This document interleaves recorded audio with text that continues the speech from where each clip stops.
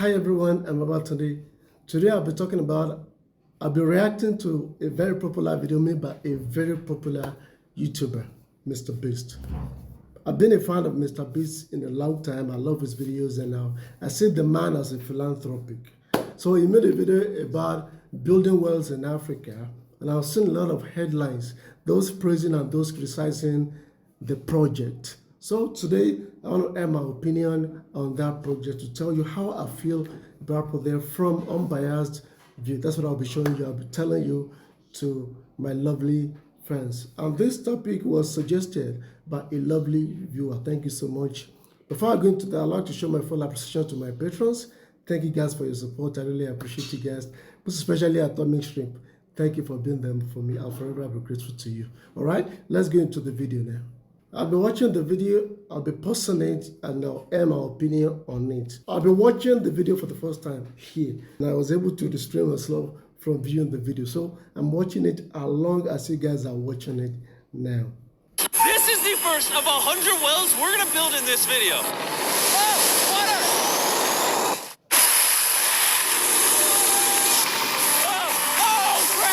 Just witnessed a small village in Kenya get access to unlimited clean drinking water in less than a second. One down, 99 more wells in Africa to go. You're gonna love this video. Combined, these 100 wells are gonna give around 500,000 people fresh water to drink. And after building some more wells on this side of Kenya, we flew south to the school system of Nairiri. And let's just say, they were really happy to see us. How's it going?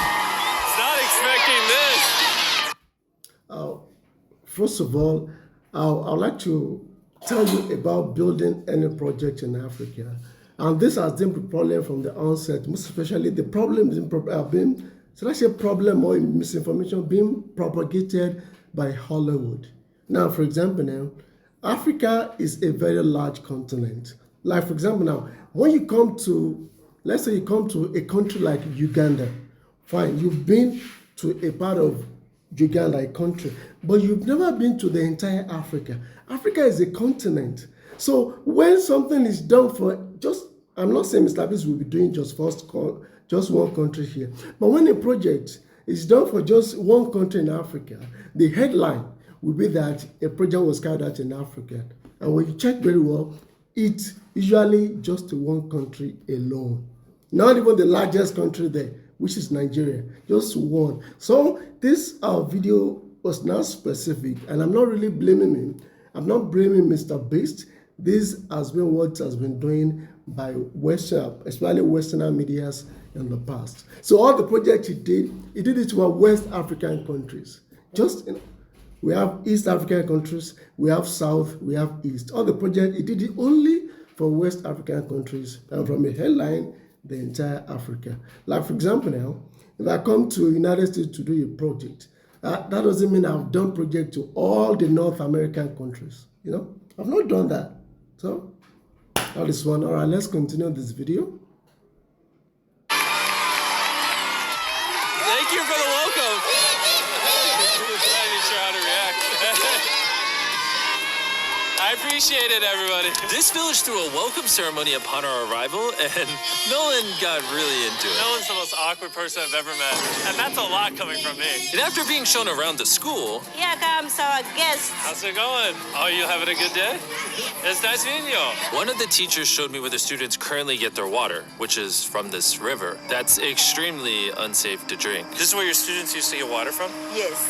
This is crazy. Yeah. You know, students complaining of diarrhea, infections like typhoid, because this is the water we've been using. So we try to treat, but you see, look at it, you know, but at the end of the day, life has to move on. You have to get some water anyway. This situation is obviously extremely sad. These children's lives are being limited and sometimes cut short from being forced to drink unsafe water. But at least for this village, we're gonna put an end to it right now.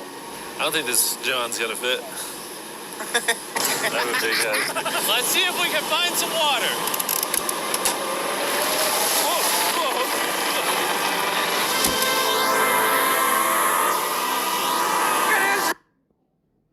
All right, another thing is that from the video, from what I seen there, when they went to the place where the people of that area and the students where they usually get their water, What I saw there was more or less a stagnant water, and it's very, very dirty.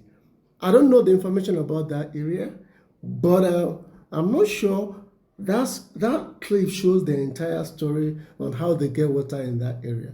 Because that water, I don't think, unless there is famine or war is going on, I don't think they can drink that water as it is shown on the clip.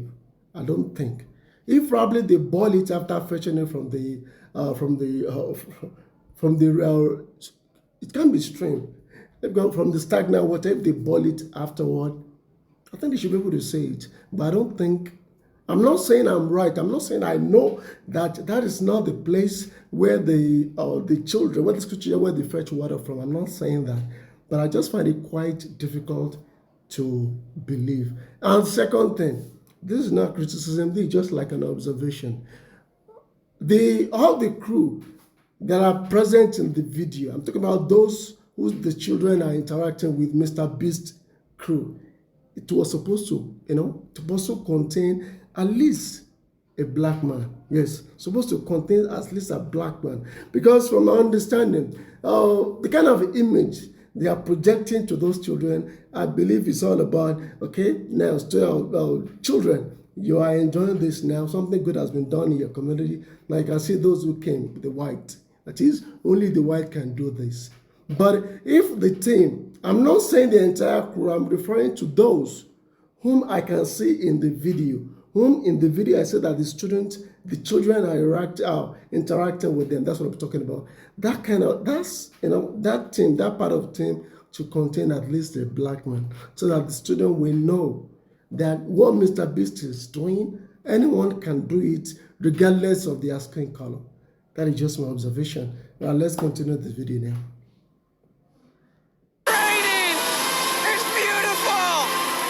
Water comes out of the ground, it's fed into enormous barrels like this one.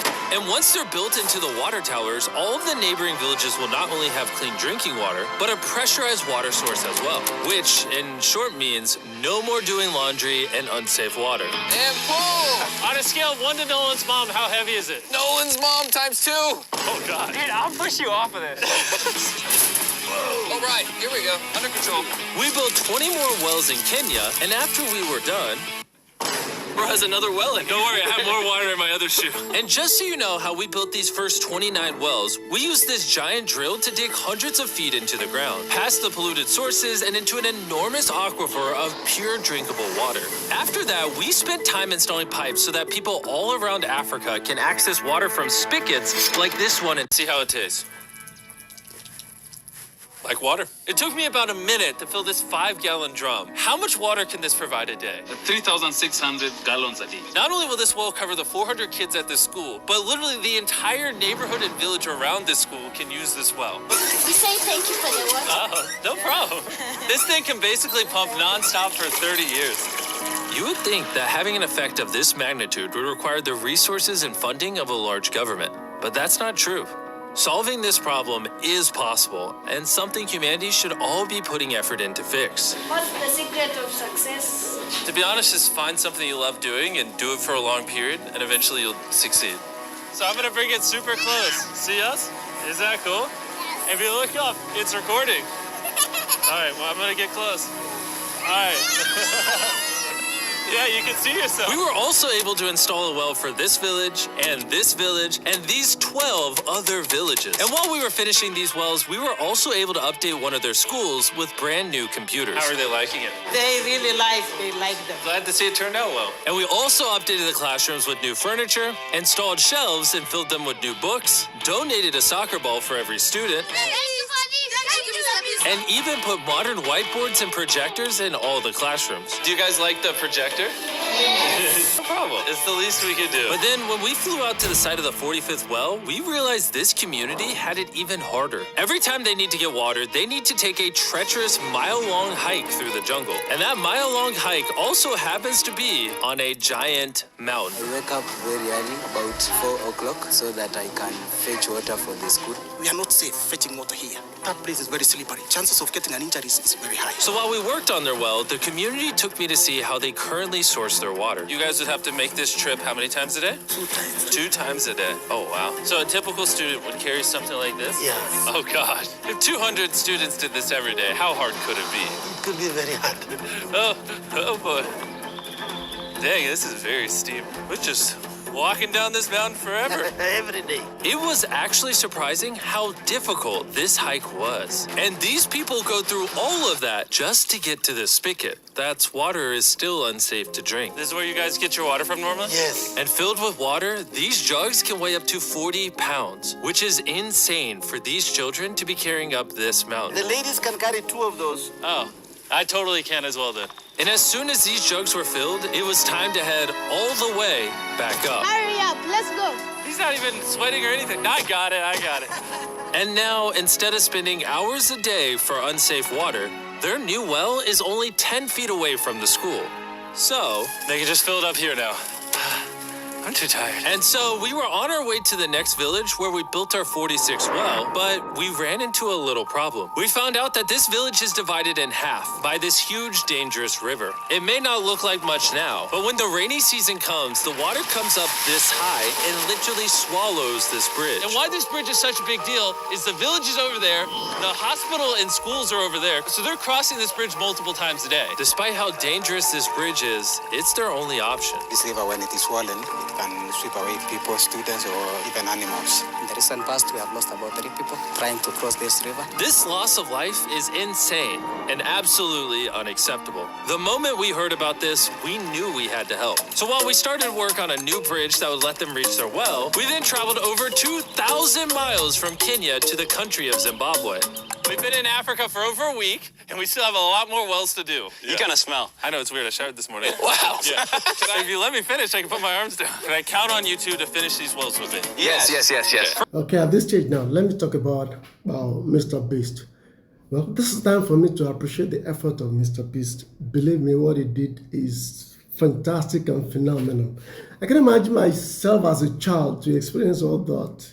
You know, the excitement and the happiness and the euphoria of those children, nothing can be equal to that in their lives. Especially the gadget, you know, the equipment, the gadget that we're able to see. You know, for someone living in that remote village, and that was so fantastic. For Mr. Beast, this project he did is phenomenal. Very, very appreciative. If I can do 2% of what Mr. Beast did here, I'll be very proud of myself. Irrespective of what anybody is saying, criticizing me, I'll be very, very proud of this. And Mr. Beast should be very, very proud of himself. What he did here is godly. And put it like that, yes, it's godly. And the politicians in those countries should be ashamed of themselves. They should be ashamed. But not those countries alone. All over West Africa, all the politicians should be ashamed of themselves. So, Mr. Beast, on behalf of my African people, thank you so much for the project. I really love it. Those children, they are now going to forget Mr. Beast for the rest of their lives. I'm very sure in the future, if Mr. Beast has long life, he's still going to meet many of them in the future. They are still going to visit him. Times of Jimmy was also time when he came to our village, and that would be a wonderful experience. All right, let's continue the video now. Yes. First on the agenda was to check out a local hospital that was in dire need of clean water. Upon entering, we learned how big of an impact this clinic had on the village. How many kids do you guys give birth to a year here? In a month, about 50. Do 600 births a year? Wow. But unfortunately, the pregnant mothers at this clinic have to walk over a mile just to get water, and then carry these heavy buckets all the way back. However, the good news is we paid for the construction of a new modern well for them. All that needed to be done now was to turn it on. All right, Nolan, are you ready? I'm ready. Over. Let me get a dramatic zoom in. Nolan, I pressed the button. Is it working? It's flowing. Oh. Do we want to go check it out? Yes. Let's do it. I love how people are immediately just getting water right now. This is easily the coolest thing ever. Nolan here is a professional dancer. He will do. Oh, I believe the heading did not fully encompass the project, the exact thing that Mr. Beast did. When I saw the heading, I thought he only dug well, traditional well for them. I didn't know he converted to pipe bore water, and that's very good. I thought it was just well, dig them well, cover it, and leave. I didn't know it was his sophisticated one, and that is also impressive. I never knew. When I saw the heading, even in his own video thumbnail, when I saw it in the picture, there were wells, just wells, ordinary wells, that I have to use the pulley system to bring out the buckets of water every time. I've used that before, in case you are wondering. Yes, I've used it before, but not anymore. Okay? How do I always end up dancing? What is he doing? Oh, gosh.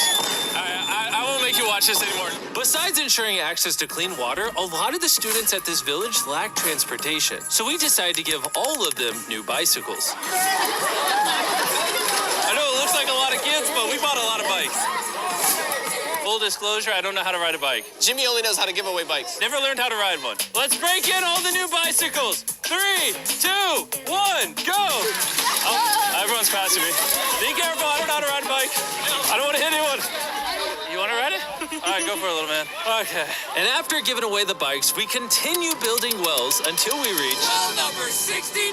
This solar-powered well is specially designed to aid the farmers in this village by providing more than enough water for all of their crops and livestock, even during the dry season, without any electricity. Each panel is 200 watts. Then it's attached to a pump. That pump can pump 5,000 liters every hour. Basically, it's unlimited amount of water for this entire village. That's incredible. And after we left Zimbabwe, we wanted to continue to give water to communities all across Africa. So we built more wells in Uganda, Somalia, and Cameroon. If you want to see more of what we did in Cameroon, there's a whole video about that coming soon on the Philanthropy channel. Spending time in these villages really made me reflect on the importance of building wells.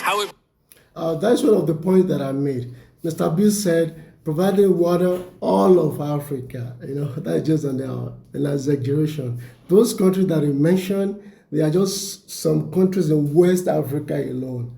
Just West African alone. Remember, Nigeria, my home country, is also part of West Africa, which is the largest country in Africa. You didn't even visit that.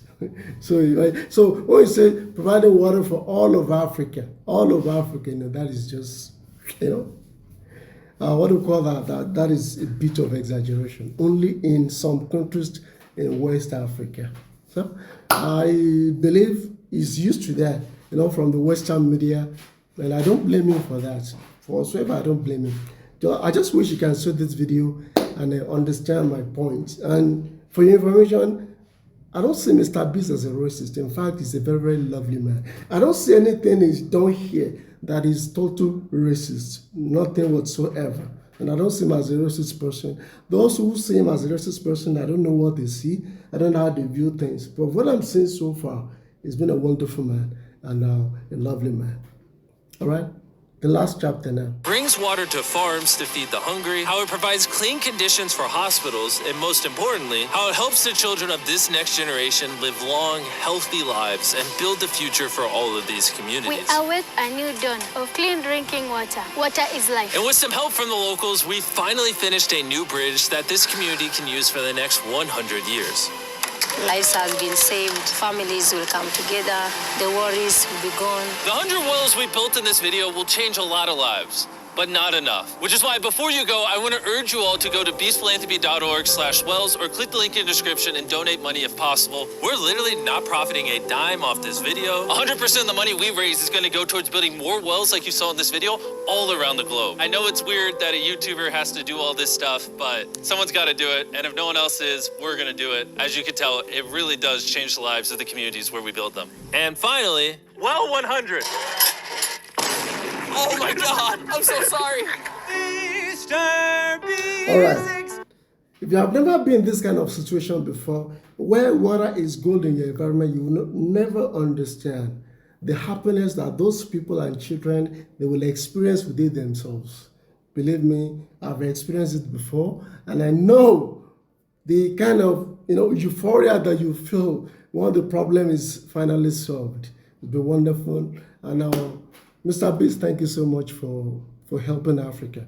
That is one of the things that our politicians, our greedy and heartless politicians could not do in those countries.